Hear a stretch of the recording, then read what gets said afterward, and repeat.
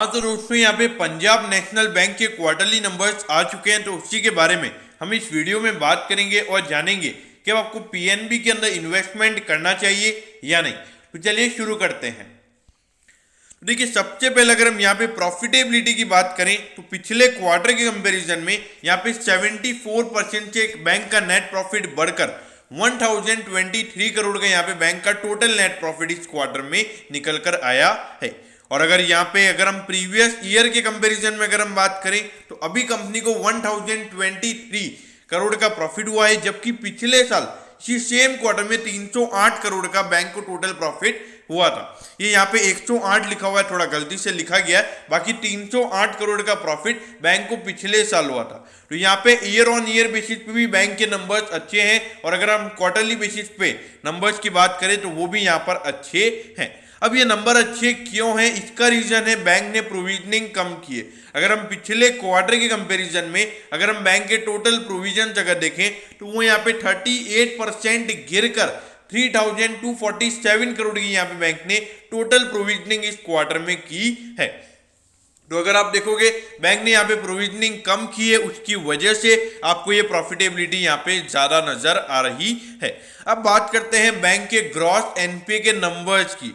तो देखिए जो बैंक का ग्रॉस एनपीए का नंबर निकल कर आया है वो है 14.33%, जबकि पिछले क्वार्टर में ये नंबर 14.12% था, यानी कि 0.21% से यहाँ पे बैंक का ग्रॉस एनपीए का नंबर अभी और बढ़ा है।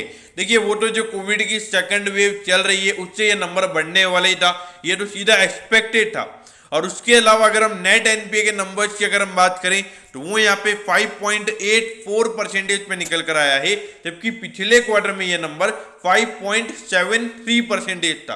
तो यानी कि क्वार्टरली बेसिस पे ये नंबर भी 0.11% से हमें बढ़ता हुआ नजर आ रहा है।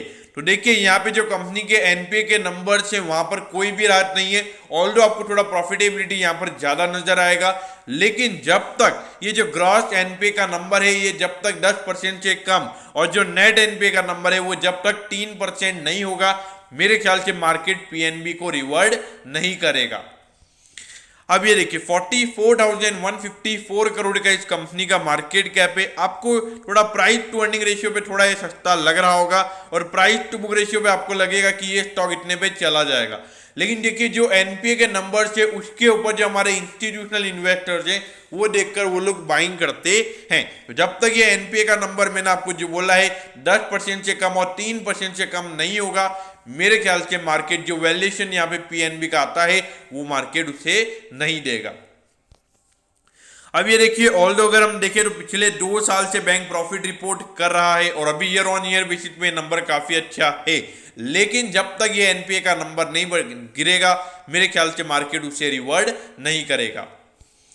अब ये देखिए 40.70 पे यहाँ पे पीएनबी का स्टॉक अभी ट्रेड हो रहा है। देखिए जो इसके एनपीए के नंबर से मुझे ऐसा लगता है कि ऑलरेडी ये प्राइस इसके अंदर फैक्टर इन है।